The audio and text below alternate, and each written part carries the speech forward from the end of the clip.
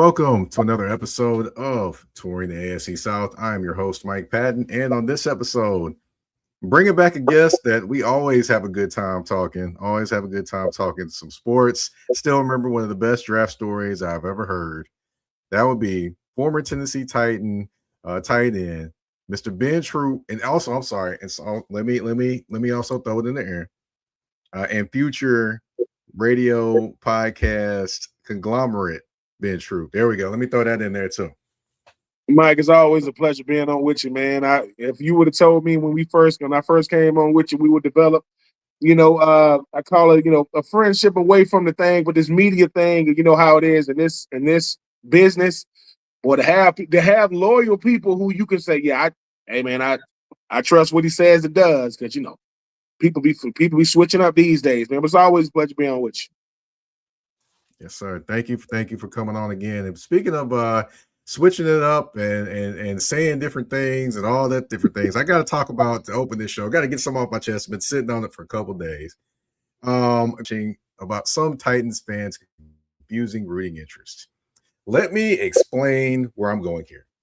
Sunday, the Tennessee Titans played against the Cleveland Browns. And of course, it was Shedeur Sanders starting for one team and Cam Ward starting for the Tennessee Titans. In this game, of course, it was 31-29. It got exciting towards the end. Titans were up 31-17.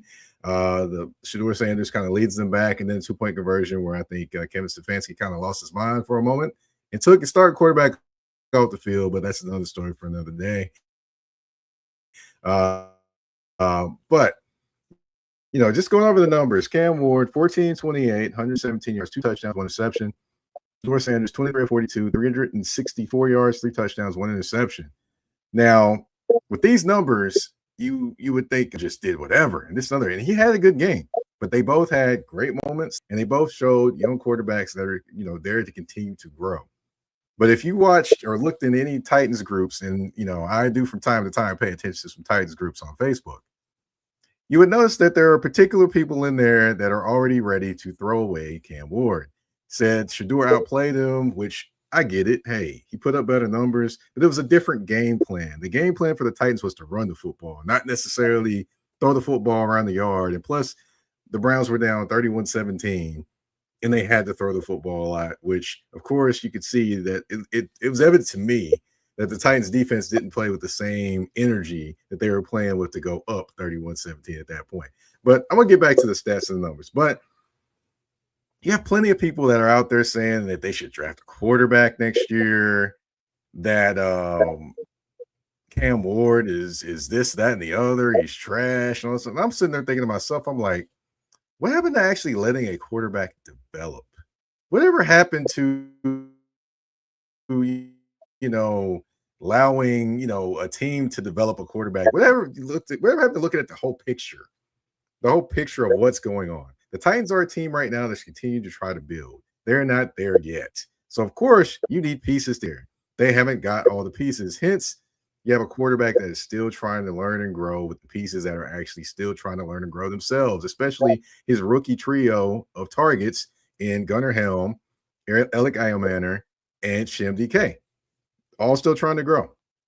So, with that being said, I mean, I'd hate to have been a GM or something like that and hear people talk about Steve McNair back in the day, because if Steve McNair, for those that don't know, he didn't start when he was in his second year.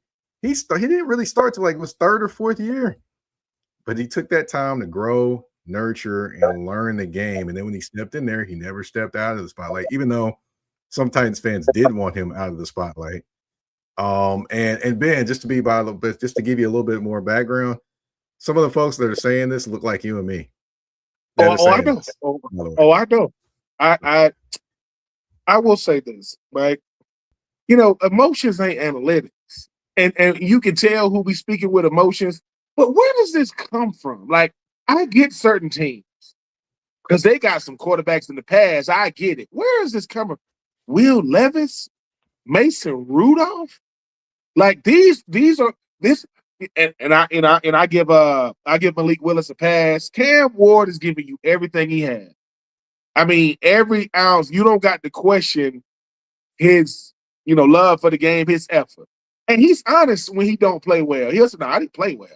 He's not a me guy. He's not looking for a reason to not play. He's not looking for excuses.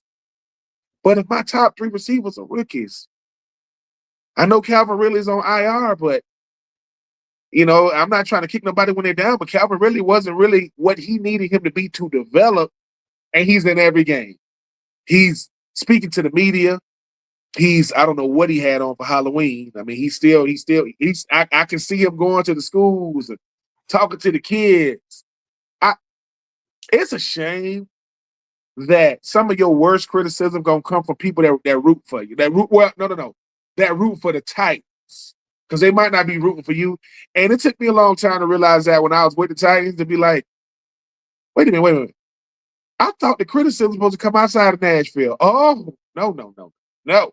It's going to come. But Cam can handle it. I mean, he's built for it. Cam did get drafted number 1, right? Which means the Titans were the worst team in 2024. He had nothing to do with that. They supposed to we was bad in 2024, but that was okay. So I respect what he already know he means to the Titans organization. He doesn't shy away from the limelight. But as Titans fans, we need to check ourselves, man. We need a dose of reality. And sometimes, I'm not going to mention his name. He knows who he is. When you ask for certain people for feedback on, black athletes, that's when I know we are in a sucking place when there's one individual who will remain nameless. Mike, you know who I'm talking. When you going for him, you digging deep. You digging deep into the realms of the abyss to try to. But Cam, keep doing what you're doing, because as my daddy would say, which I agree, the people that root for you, the people that boo for you, both bought a ticket. Now they online though. Now they streaming, so it's all good. He'll be all right. Yeah, definitely. Yeah, it'd be fine. I just thought it was very, very interesting, man. And I was looking at this, I'm like, is this really happening right now? What did I wake up in the alternate Marvel universe or something? And did I miss something? But I'll leave that alone. But let's talk about the actual game, man. The Titans and the Browns game. A few things that I saw in this game. Well, I got to ask you first.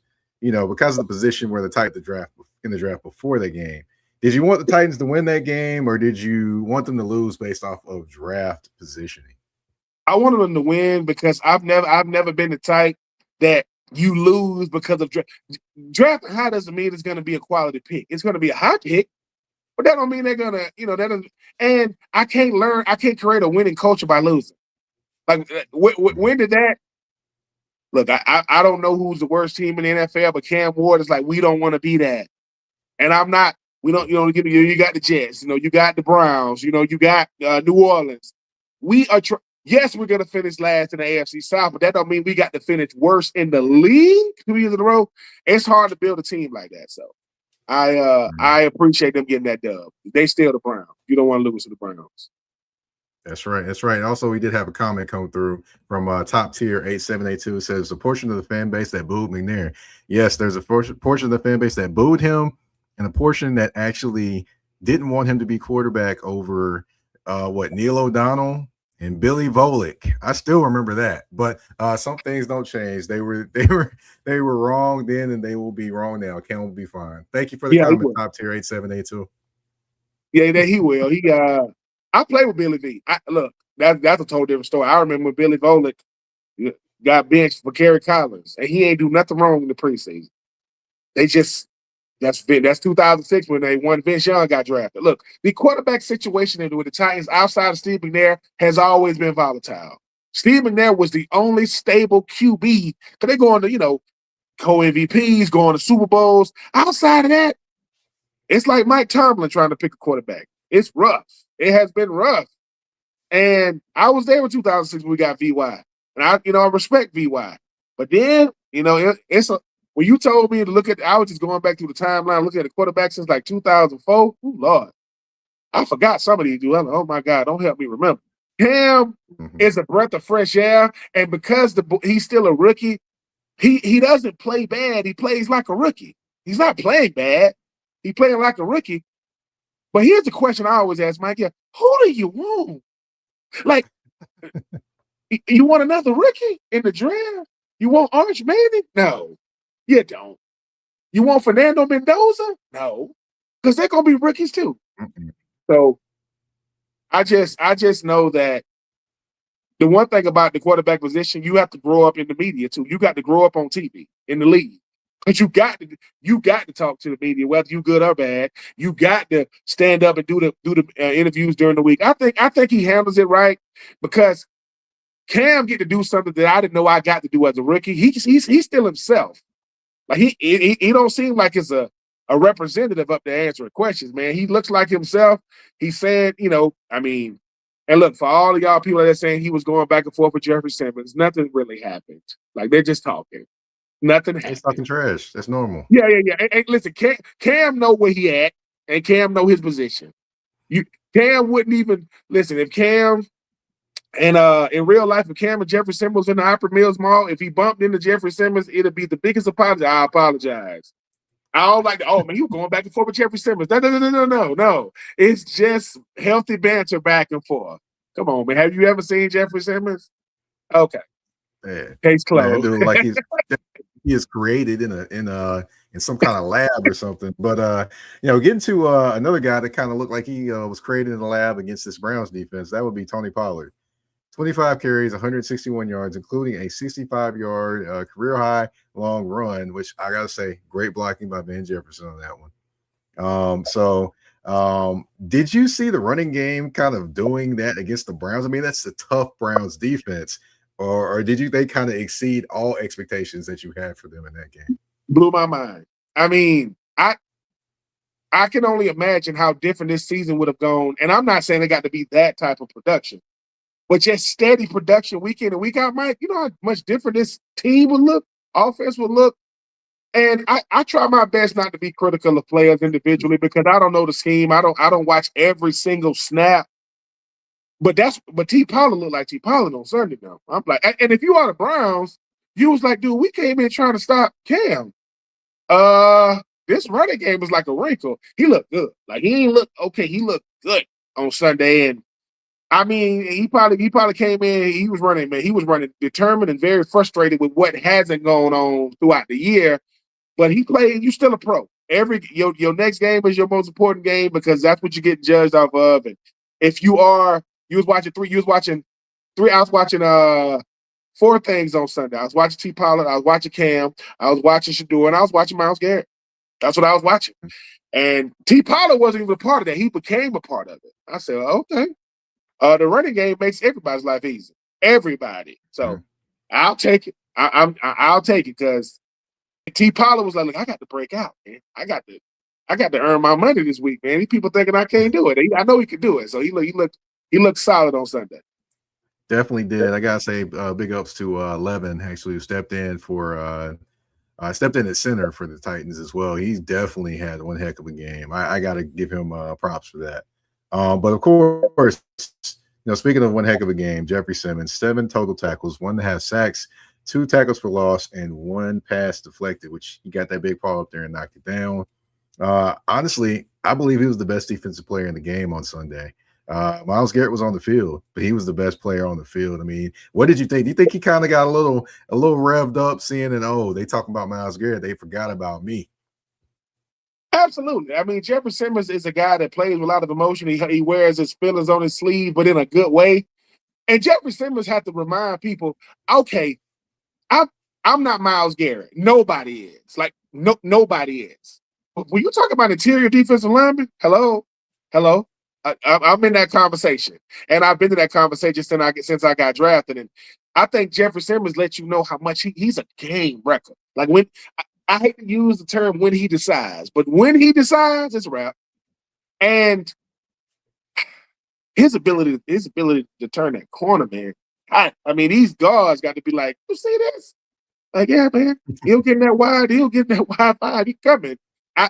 I'm happy because going into the season, people's like, what is going to be his sack numbers? Is he going to get the double-digit sacks? And we don't realize how difficult double-digit sacks might be the hardest thing to do in football, definitely when you're interior defensive lineman.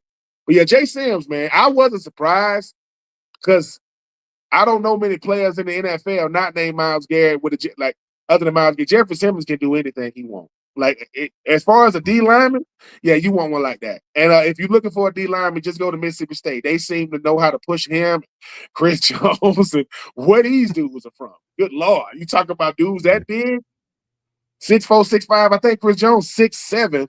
Get out of here, man. That's cheating. Happy he played for us. I hear you there. Hey, I'll say this: when you get a chance, look at the play that I don't know if you've seen it. The play that Myles Garrett had when he was going against Trent Williams. I mean, it looked like he teleported from the outside to the inside. I don't. Myles Garrett, that's a whole show. Myles Garrett, you know how you say somebody, Calvin Johnson, he played how he looked. Like when you saw him, 6'4", 6'5", dark visor. Oh, he played like that. That's Myles Garrett plays how he looks. Like you know, he's a physical freak. They tell Myles, man, just get to the quarterback. And he what did a couple of years ago he was doing like basketball. Yeah, he was doing the basketball. Look, Booker McFarland and all those guys. Yeah. Booker McFarland and Warren Sapp and all those guys that had a lot to say about him when he came out saying, I don't know if he's gonna live up to it. Dude, he's gonna shatter this record. He gonna get end up like 24, 25 sacks. And when people saying, well, he took the money. No, it's hard to play great on a bad team. You know how hard that is? It's easy to play good on a great team. It's hard to play great on a bad one. And he is. I don't know why. Defensive player of the year, I don't even know why we got the vote. That's all I'm saying. They vote for what? That's what he's taking that to the crib. Right. Yeah, he's definitely got to be the guy. You know, I kind of made a decision here, man. We're gonna go commercial free. So this is what we're gonna do, man. Next, we got to talk about the two teams that are at the top of this division, man.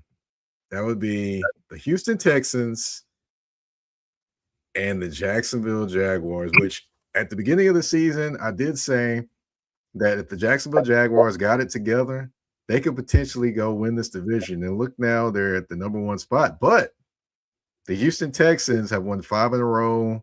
They've got probably one of the best defenses I've seen, the most talented defense I've seen. I mean, I get 2000 Baltimore Ravens feelings because offensively they still ain't figured it out, but defensively they're just like, okay, whatever, we'll figure it out over here. Y'all take time figuring it out. We got it over here.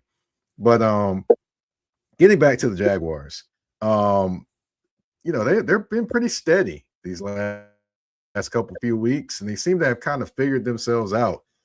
Did you expect the Jaguars to be as steady as they've been coming down the stretch? No, and it's because of Trevor Lawrence, and I believe Trevor Lawrence has settled in to say, "Look, I don't got to be the best quarterback in the league. I got to be the best quarterback for the Jags. I got to do what they need me to be." And when he's not turning the football over, and Etienne is very, very steady at the running back position. And they doing this without Travis Hunter. Without, Brown. I know Brown came over from the Commanders. They doing this, with Parker Washington. I mean, I know Brian Thomas Jr., he'll show himself now and again. I know Jacoby Myers came over. I think the Jags are Britton Strange. They are. I think the Jags are dangerous because they just if they don't beat themselves, they're gonna make themselves hard to beat.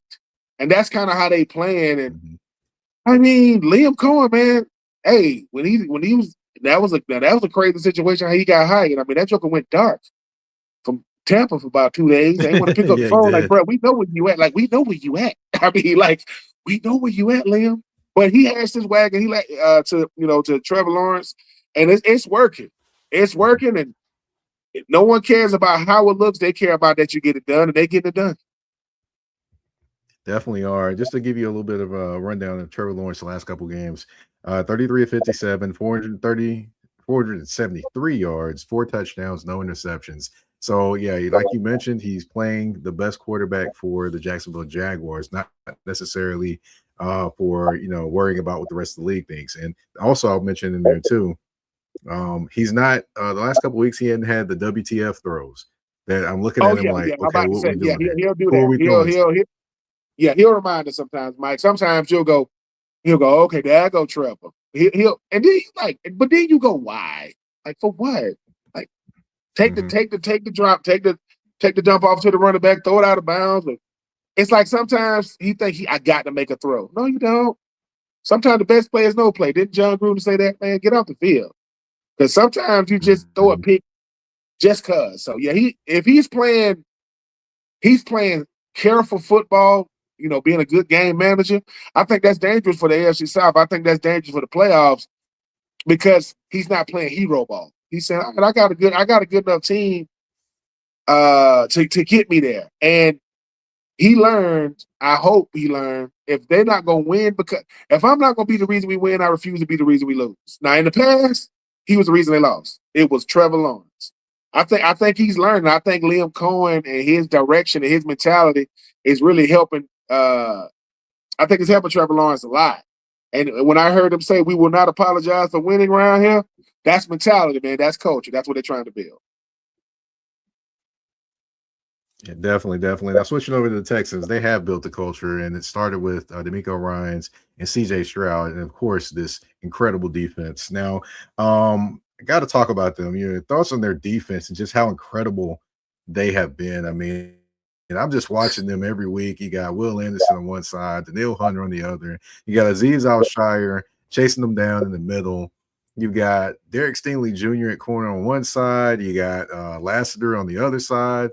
You got safety, you got Bullocks. I mean, you got all these different guys, and then you got people in rotational pieces you can bring in off the bench as well. And then, I'm sorry, I didn't even mention Danico Autry is also another piece of this team, which he can play inside, outside, stuff the run, rush the pass. He can do everything you want, and they got him on a real cheap deal.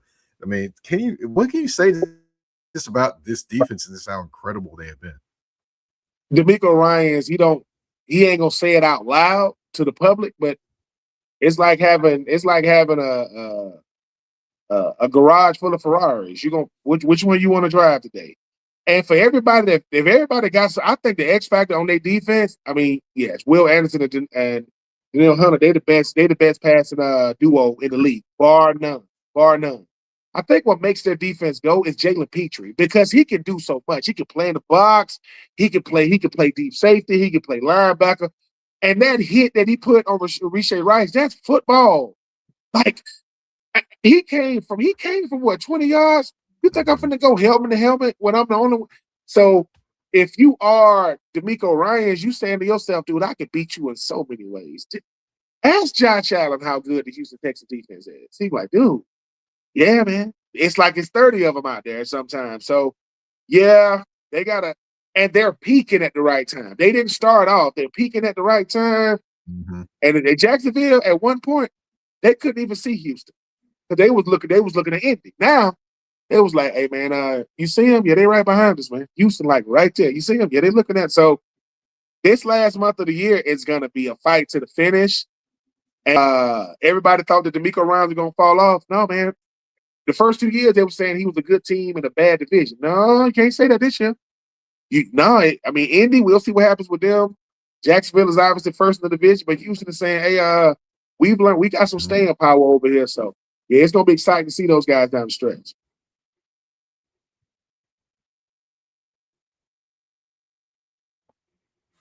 Indeed. Now, just to go over their schedules, we got the Texans, they have the Cardinals, the Raiders, at the Chargers, and then the Colts. So 3 or 4 are at home. With the Jaguars, they've got the Jets, then at the Broncos, then at the Colts, then the Titans to finish the season. So with those schedules thrown out there, who do you favor winning this division? So the Jags, as you mentioned, they got the Jets, the Broncos, the Colts, and the Titans. The Jets, I see that being a win. Mm-hmm. The Broncos, I don't know. The Broncos look good. I see them not winning that. The Colts could go either way, even though. It's in Denver. Yeah, too, okay. So Mile High, so that'll definitely be an L. Then you're talking about Phillip Rivers and the Colts, which is crazy to say. And the Titans. We're about to talk about Phillip Rivers in a minute. As much as I want to, I'm gonna go with the Texans because they got the Cardinals, the Raiders, the Chargers, and the Colts. The Cardinals and the Raiders, they're gonna beat them. The Chargers is gonna be that's gonna be a very interesting game with their defense and what they do. And the Colts, they're gonna find a way to just beat up on Phillip Rivers. They're going to be like, man, welcome back to the league, even though you only been here a month.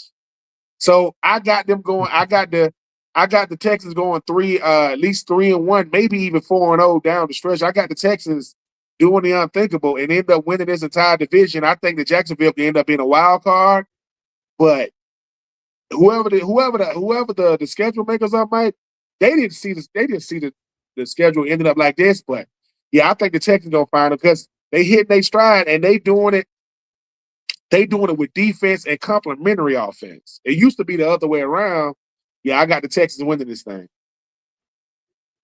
Yeah, definitely going to be interesting to watch them down the stretch. You know, I was thinking about that Texans and Colts game. I thought that might be good for the division, but that's before Daniel Jones got injured, and then all the chaos with the quarterback in Indianapolis Colts. Speaking of that, can you believe that Mr. Phillip Rivers is back in the NFL? The 44-year-old quarterback who hasn't played since 2020 decides, hey, you know, I'm gonna go up there for a tryout, and it was said to be Tuesday night. It ended up being Monday. It was said to be Tuesday. Ended up being Monday. Tried out, signed the practice squad. There's no sign whether he's going to start or not because, of course, they're not going to name it till Friday. But if he does start, he sets his Hall of Fame clock back 5 years if he does get brought to the active roster. And did you? First of all, I've got to ask, what were your thoughts when you saw him coming out of retirement after 5 years? Did you think about going outside, maybe stretching a little, seeing maybe get a couple plays in to get you a bag? You know, Jason Pierre-Paul did come back too, by the way, for the Tampa Bay Buccaneers too. So, you know, did you think about going outside, maybe stretching a little bit, saying, hey, maybe I can give him a couple rounds and give me about, you know, a couple bags real quick? Absolutely not, Mike. I live in a realistic world now. And to those guys out there that's filming themselves doing it, don't do that. Don't film it and don't put it out there for the world to see. Me and Phillip Rivers in the same draft class. Shout out to the 04 draft class. Me and Phillip got drafted together, and that just showed.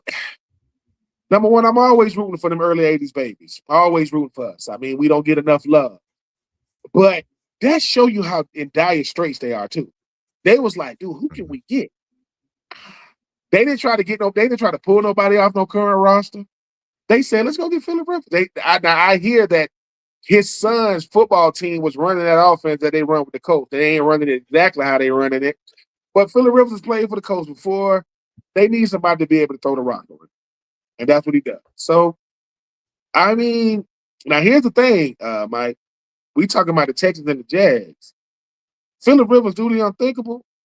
And he, they do something crazy and he get into the playoffs or something crazy. I mean, it'll be the greatest month we've ever seen from a 44. So he's older. Mike Tomlin didn't know that he got Mike Tomlin didn't know. They asked Mike Tomlin, your 42-year-old quarterback, do you think a 44-year-old Phillip Rivers can, lead the coach? He said, Phillip Rivers in the NFL? Yeah. He said, I have no comment. Like, what? Like, no. So I'm rooting for him. And we'll see what happens, man, because I just want to know, did they make him take a conditioning test? I know he passed the physical. Did he have to take a conditioning test? Because I don't think he did that. Yeah, I was looking at him when he did his press conference. I'm like, yeah, that face a little fuller than what it used to be, Phillip. So yeah, you ain't missed no meals, sir. You ain't missed no meals. That's why I was He's a grandfather. He's a grandfather. He's a grandfather. Yep. Right. And the crazy part is, I think his oldest child is older than the Riley Leonard, who is the guy that so hold on. So within 2 years, we not the backup quarterback. My child is older than you, and last year, 2 years ago, Joe Flacco was a month or so older than Anthony Richardson's mom. This stuff is crazy. This stuff is crazy for the folks. Yeah, very much crazy. It's cracking me up, man. We had a comment from our last segment about the Texans. It said the Texans defense makes them a threat to beat anyone. You are absolutely correct. It definitely does. Let's see. Going into some more about the Colts, of course. What can you just say about their fall from grace? I did call this segment, Colts falling from the top. But just injuries to Daniel Jones after a great year, a great start to this season. You got Mooney Ward now is on the IR for the second time for a concussion. You've got, DeForest Buckner has been out for a few weeks with a neck injury. He was on IR. Sauce Gardner's hurt, who you traded 2 first-round picks for. I mean, what can you just say just about the unluckiness of this team and injuries this year? The 2025 Colts looked like the 2024 San Francisco 49ers. When they had all those injuries, there was so many of them.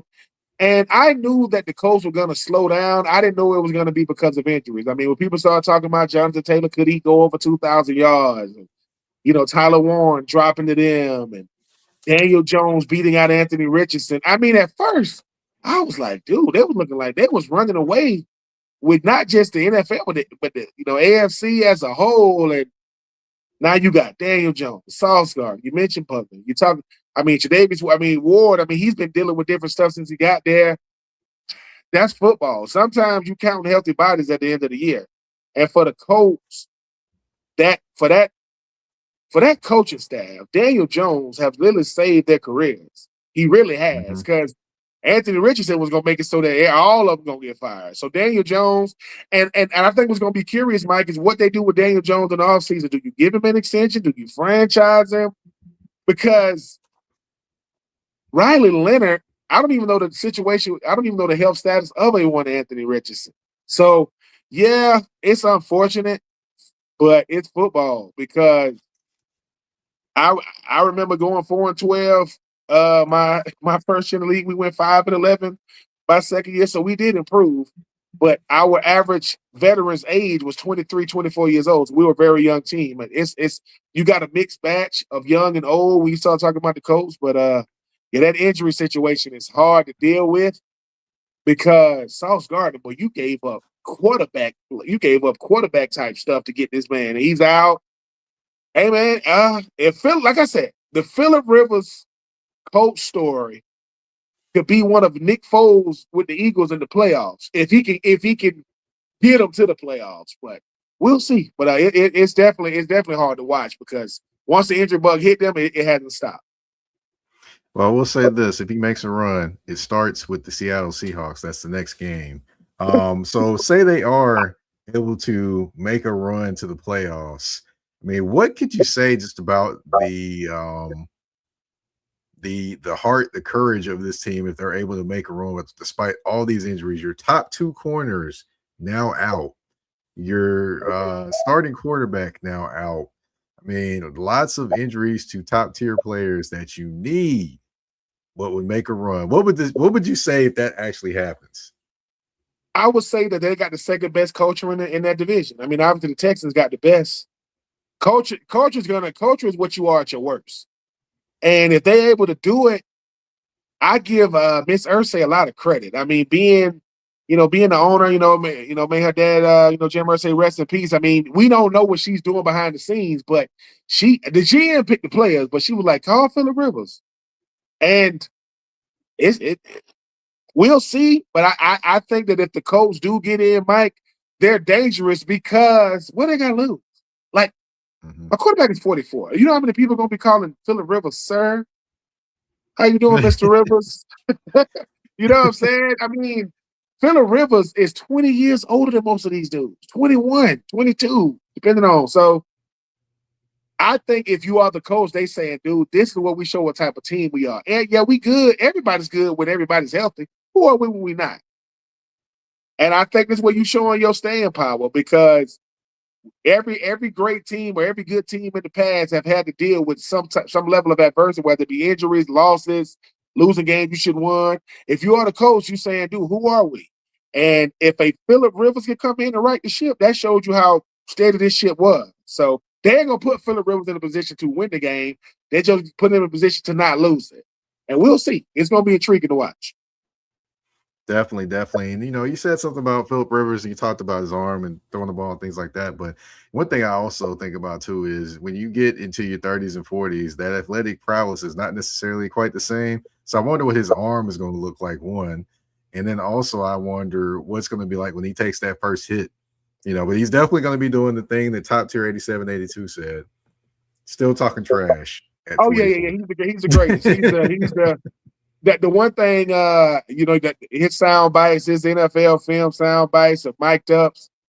He don't mind telling what's on his mind. He don't mind getting in your face. Now this is a new NFL. I know he like to grab defenders sometimes. Listen, You know, your bone's 44 now. I don't care what you can have a live arm, but you ain't got hit. No person, look, nobody in football looks forward to getting hit. I don't care who you are. It's just a part of the sport. Hey, we'll see. We'll see. But players that grew up watching Phillip Rivers get a chance to get at him. And if he got to go out there against Seattle, Leonard Williams and company, Ernest Joe, whoo, man. DeMarcus Lawrence and them, they coming, man. They coming. Mm-hmm.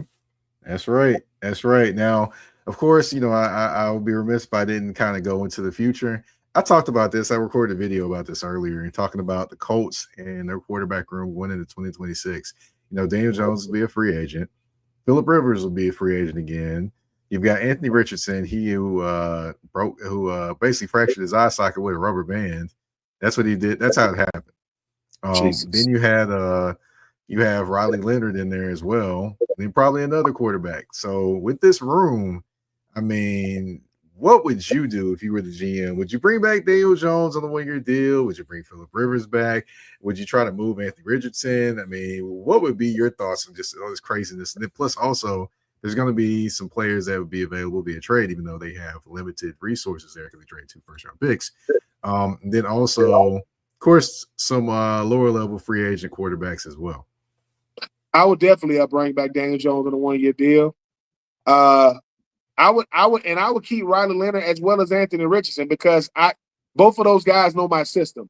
I would make somebody give me an offer on Anthony Richardson I can't refuse.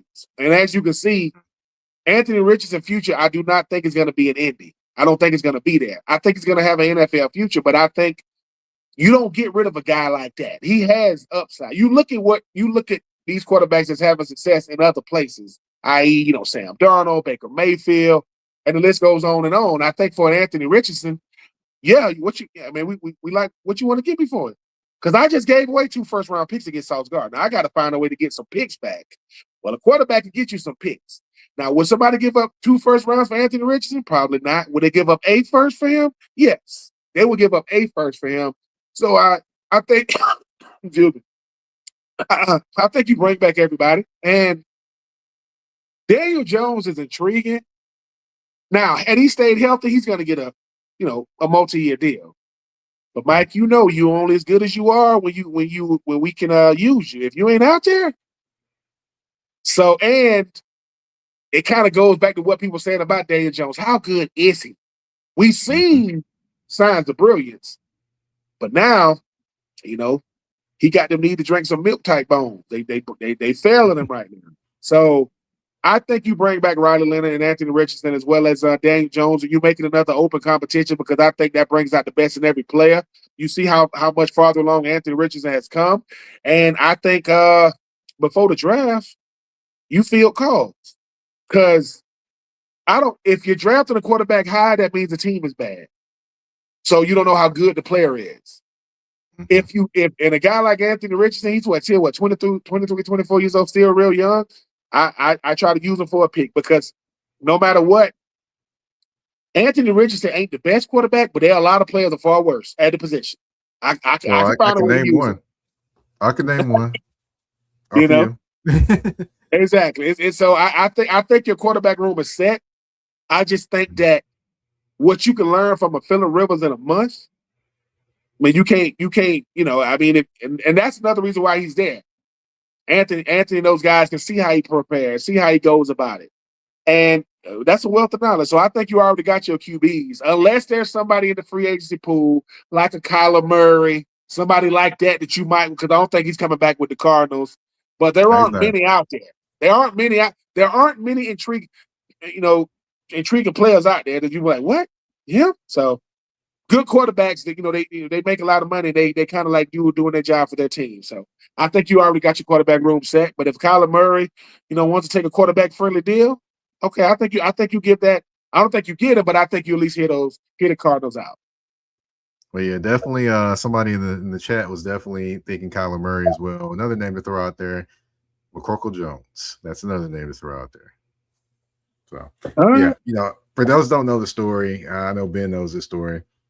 I stopped calling him Mac Jones when after his first season and with the Patriots, because I saw that second season and I was like, yeah, no, he got to earn that Mac back. You ain't So, lying. I ain't lying. So I had to let that go, and I started calling him McCorkle. He'll be McCorkle probably for a while. But hey, he did. I will say this: he did earn Mac a little bit back this year. He did. But He did. I He still I bet did Max a good McCorkle. Robin roll. He did a good Robin roll. So we'll see. Yeah, we'll definitely see what happens. And of course, we have reached the end of the show. Ben Troupe, thank you for coming on the show. If you can't tell everyone where they can find you, where they can find all the wonderful things that you are doing as well. Man, on all social, my X account, it was at Ben Troupe 84. It's like at Ben Troupe like 676. It's something crazy. Now somebody hacked me. Whoever hacked my account, get a life. What you hacking me for? Come on, man. I'm gonna come on. Anyway, yeah, man. Winning a division, inside the pigskin, 84 reasons, no wetters in the fall and the fan in the end. Just having fun, Mike, man. I'm happy for you, man. I'm happy for what you're doing. You got that penmanship. You know, everybody want me to come work on the network. Like, man, we want you to write. I already told you negotiations. I ain't writing nothing. I'm not doing it. I ain't doing that. That ain't what I do. I can talk this talk, but I can't write nothing. But Mike, man, keep doing what you're doing, man. And I be stealing some of your takes now. You know, people like, man, you know about the Titans. I said, no, I got a great cheat sheet. My AFC South cheat sheet is nice. You know, and I always say shout out to my man Mike, man. Mike be doing it, you know what I'm saying? I be seeing you doing them after the game with them empty stadiums. I be seeing you letting everybody get out. Hurry up, get out so I can do my post game. Get out of here.